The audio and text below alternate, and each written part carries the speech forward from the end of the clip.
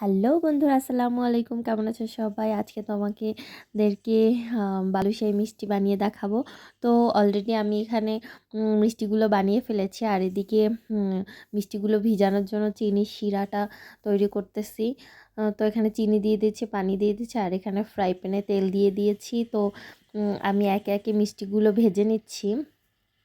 আর তোমরা একটু বেশি করে তেল দিবা, কারণ আমি অনেক তেল কম দিয়ে ফেলেছি কিপটামি করে। তোমরা আমার মতো কিপটামি করো না। আর এখানে আমি চিনির পানির ভিতরে একটা এলাচি আর একটা দারচিনি দিয়ে দিলাম।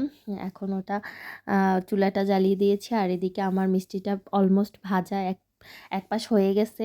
আমি আবার ওগুলো উল্টিয়ে দিয়েছি। আর এই যে দেখো, আমি মিষ্টিগুলো উঠিয়ে নিয়েছি। মাশাল্লাহ, অনেক সুন্দর হয়েছে। আমি যদি একটু তেলটা একটু বাড়িয়ে দিতাম তাহলে মিষ্টিগুলো আরও সুন্দর ফুলতো। এদিকে আমার চিনির পানিটা মানে শিরাটা হয়ে গেছে। তো আমি একে একে মিষ্টিগুলো দিয়ে দিচ্ছি। আমি এখানেও কিপটামি করেছি, একটা ছোট পাতিল নিয়েছি, যার কারণে মিষ্টিগুলো আমি ভালোভাবে দিতে পারতেছিলাম না। পরে আমি কোনো রকম, এই যে দেখো, তো দিয়ে দিয়েছি। তো তোমরা বেশিক্ষণ ভিজাবে না, অল্প একটু ভিজানোর পরেই মিষ্টিগুলো তুলে নেবে।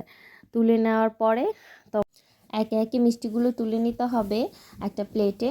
দেন আরেকটা বাটিতে তোমরা গুঁড়ো দুধ নিয়ে তারপর মিষ্টিগুলোকে সুন্দরভাবে গুঁড়ো দুধে সুন্দরভাবে মিলিয়ে নিবা এপিট ওপিট করে। তারপর এই যে আমার মিষ্টি হয়ে গেছে।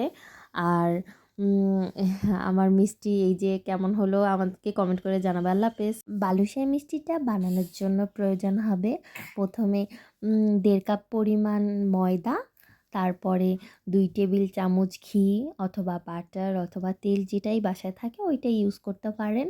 আর 1 চিমটি পরিমাণ লবণ, সাথে 2-3 টেবিল চামচ দই।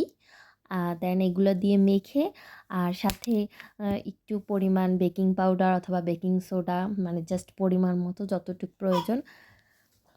দেন এগুলো দিয়ে মেখে 5 মিনিট রেস্টে রাখার পরে আপনারা যেভাবে শেপ দিতে চান সেইভাবে শেপ দিলেই পরের প্রণালীতে আমি দেখিয়ে দিয়েছি কিভাবে কি করতে হবে।